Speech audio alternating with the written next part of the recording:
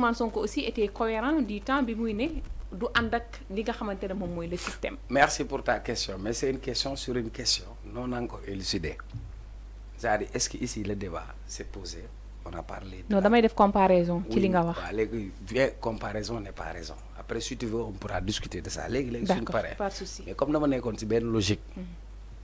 parce que man bu amee koo xam ni sama xol moo ci nekk Ablaye Wade la mais pour moi c'est une trahison le PDS s'est trahi lui-même. et c'est pas cohérent aussi. le PDS a 50 ans madame. moo tax le doyen Doudou dem na. non loolu ab Doudou la dama ne la 31 juillet bi passé le PDS am 50 ans des gens sont morts pour le PDS des gens ont été emprisonnés pour le PDS des gens ont été blessés pour le PDS tout à l'heure je t'ai cité la liste de personnes qui ont été mis en prison à cause de PDS et de Karim Wade. Maintenant, Karim Wade se retourne pour se donner pieds et mains liés à Macky Sall. Après tout ce qu'il a vécu. Est-ce que comprendre la profondeur de li may wax yow. PDS mu ngi tas. Parce que tey am na beneen liste bu génn. jeune PDS yi ñu ngi jaar na le. yow Karim est-ce que mérité na héritage yu baayam Ablaye Wade. question la.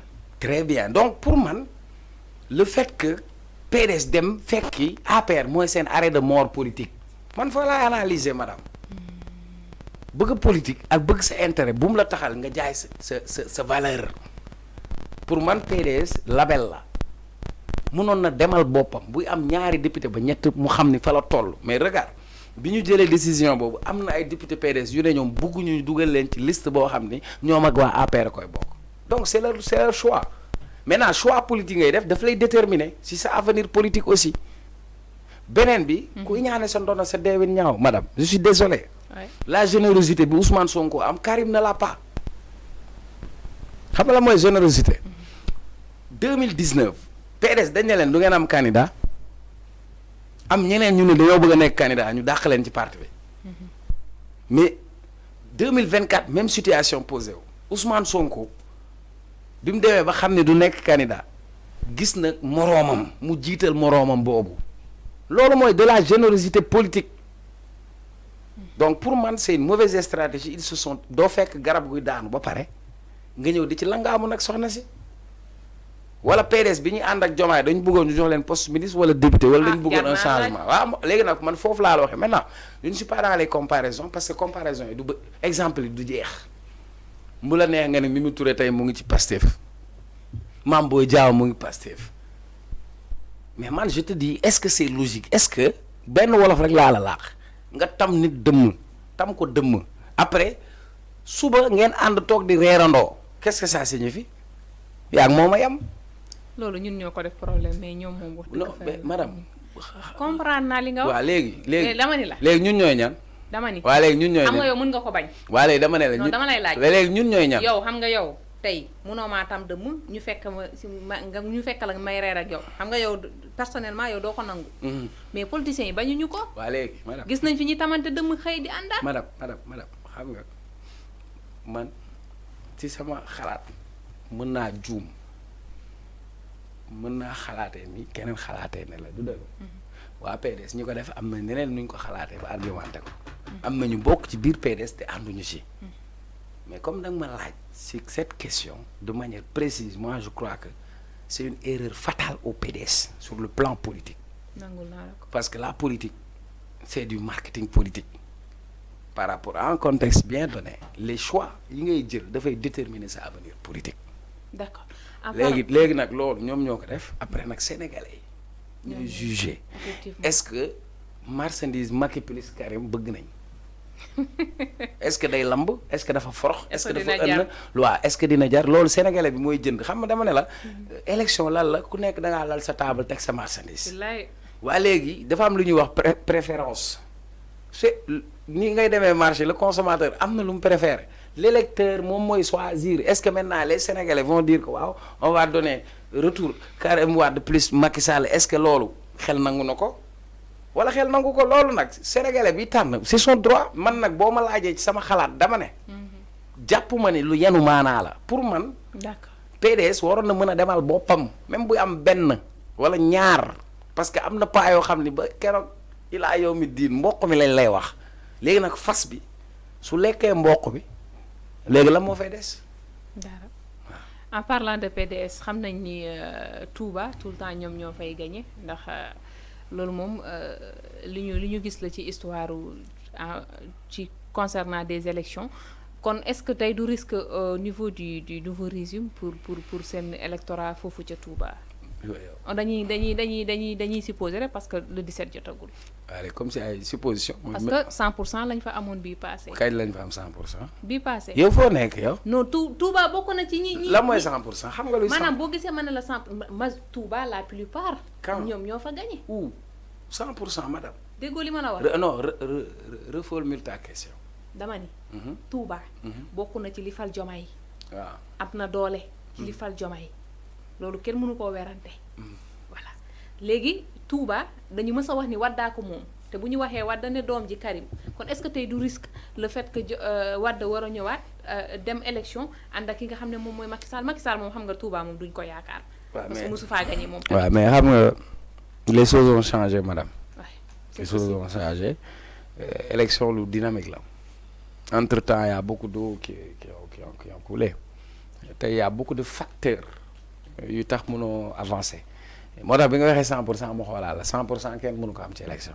c'est une façon de parler ça dépend de ni nga ko comprendre. oui mais même si c'est une façon de parler ñun li ñuy joxe dafay am lu relatif comprenez parce que élection 100% Poutine sax daa raaw dóor naay élection. non Cheikh Omar c'est une façon boo xoolee tey bu ñu waxee les 54 ñoo fal Diomaye dañuy naan Sénégal yëpp a fal Diomaye te am na ñoo xam ne voté wul ñi voté wul ñoo gën a bëri mais maanaam pour rafetal dañuy naan 54% yi dañuy respecter seen choix ba dañuy naan la majorité des Sénégalais ont choisi Diomaye alors que tey boo demoon ba ci biir xëy na majorité sa Diomaye amu ko.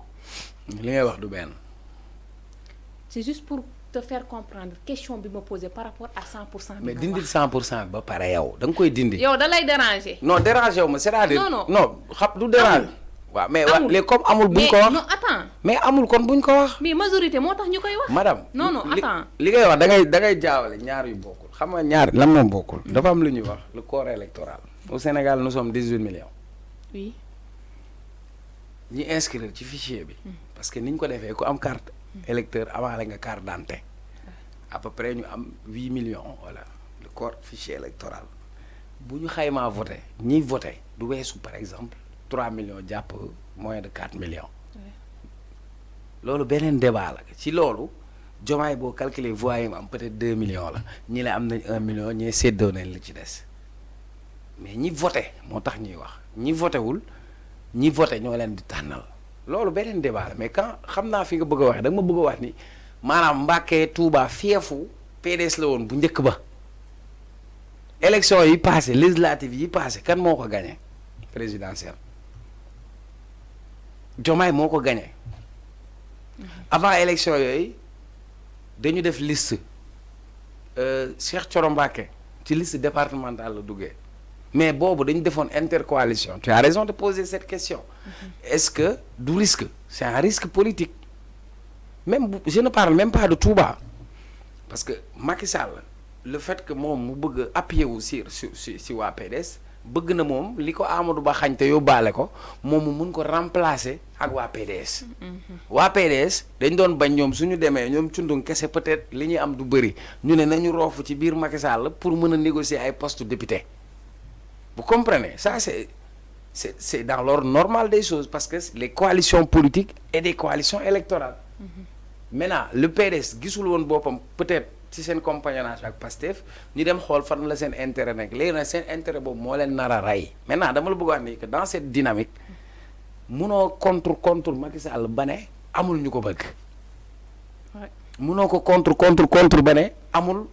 ay zone yoo xamante ni jàpp na ni wala sur le plan politique moom moo fa gagné woon élection présidentielle yi passé est-ce que entre temps Pastef développé na fa am na fa doole est-ce que entre temps am nañ élan de sympathie bu koy changer ça on pourra le savoir que au sortir des élections au 17 novembre mais par contre pour man la politique du fixe elle est dynamique et les choses ont changé tey di nga gis opposition bi am na ñuy campagne waaw Cheikh Omar Diagne li mu wax pour jaxase affaire bi pour dugal ci yeneen fibre yoo xam ne sax bokkuñu ci comprenez donc il y a beaucoup de facteurs qui peuvent expliquer maintenant l'enjeu de l'élection la question moi à laquelle je m'attendais c'est aux élections présidentielles Ousmane Sonko n'était pas candidat. Aux élections présidentielles Macky Sall n'était pas candidat.